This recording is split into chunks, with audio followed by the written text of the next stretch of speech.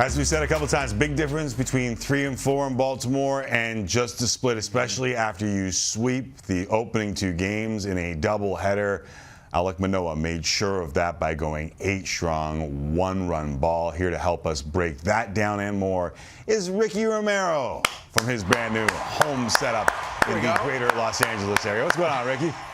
How you guys doing? Doing very well. As a dude that has been there, done that before, and kind of jumped on the scene in the major leagues, how impressed are you with what Alek Manoah has been able to do here? I feel like I'm running out of things to say about him. I feel like every time he goes out there, it's like you just see he just continues to impress you every time he goes out there. When you think that their backs are against the wall, they have Alek Manoah to rely on, and he comes in every 5th day and does his thing. And the best thing about it is, like I said, his worst outings have been just as good as his regular outings. I feel like these feel pretty normal now. The 8 innings, 1-run type of outings, but it almost seems like he's just settled in. And when he has a bad outing, it's like a 6 innings, 3-run type of outing, and that's pretty impressive out of a young guy like that. He likes the spotlight. He loves being out there and cherishes it so much. And I feel like he cares so much about this team and winning that it's tough not to like root for him and like his personality and the way he goes about his business. Is there a way that a 24-year-old can be a leader on a team? 100%, especially when he's the first guy out there. Usually, when there's bench clearing type when stuff, the bleep right? goes down. He just seems to be that guy that wants to back up his teammates and has his teammates backs no matter what. And when you watch that shot of him right there, just sitting in the dugout and just nodding his head, watching everything kind of unfold as the Orioles had beaten the Jays that night, and just kind of seeing it, it's almost like he's seeing the future and saying, okay, this is what I got to do. This is what I got to come in and execute. And he just goes and does that. And again, it's awesome to have a reliable guy like that every 5th day. And when you have horses like that, you don't take them for granted. You continue to ride them all the way through the end of the season and into the playoffs. How do you explain dudes that just seem to have a stage presence? Because, whether it was Garrett Cole coming, he could have been very rattled by hitting Aaron Judge and having one of the best pitchers of the game jump over the dugout rail and come out at least to the outie sign. There's been a bunch of time. His first ever start, Ricky, was at Yankee Stadium against that very team. And if I'm not mistaken, it was DJ LeMahieu who he walked his first batter and then settled right in.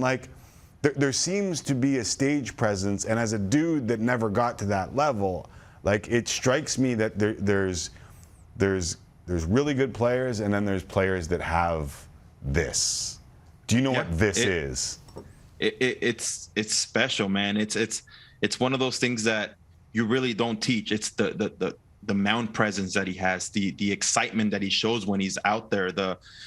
It's just he goes about it a different way, right? We were used to seeing a Roy Halladay every 5th day, and when you look at them side by side, it's 2 completely different personalities. Again, when it's right.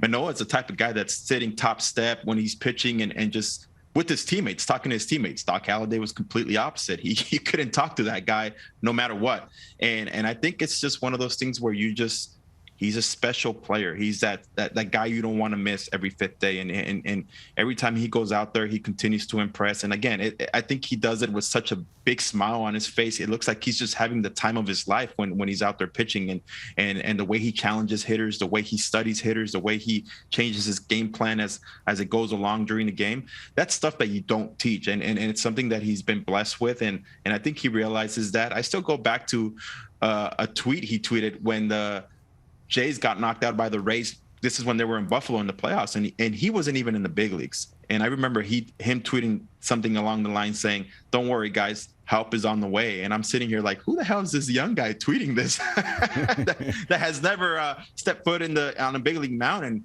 here we are a couple years later, and man, I mean, he was right. Yeah, crazy too when you think about it. I know it was pandemic induced, but he only pitched 3 games above A ball. Like, it's crazy how quickly he has come along to be a huge factor on this team. The one thing that I always try to remember is that Manoah is older than Bo Bichette. Adley Rutschman, who just came up and everyone's talking about the next big catcher, is older than Bo Bichette. Bo Bichette has gone through a little bit of an interesting season, but over the last little while, Ricky, we've seen him back. And listen, he's not going to keep this up, but we've seen a lot from him. Do you think this is kind of busting out of the slide here? I think, yeah. I mean, he's getting comfortable, and it looks like he's seeing the ball really well. And how I can see what he's doing is the way he takes pitches. I mean, when you're a pitcher and you see hitters kind of spitting on your changeup and your off-speed stuff like he's doing right now, you're like, wow, this guy is locked in. And we talk about hitters talk about seeing the ball like a beach ball. Well, that's where Bo Bichette is at right now, and it couldn't have come at a better time. But I know this is a guy that has received a lot of criticism, and sometimes I don't understand why. The guy goes out there and he plays every single day. And he goes hard every single day. And I've talked to guys in that clubhouse, and they say, man, if you guys can see how hard Bo Bichette works off of, like, behind closed doors, you'd be amazed by it. And I think that's why I've learned to appreciate him, and I continue to appreciate him and everything he's done. I mean, struggles are going to happen during a season. We all know that. And it's funny because when you listen to him talk, he says, I trust my process. I trust the process. I trust myself, and I trust my abilities to be able to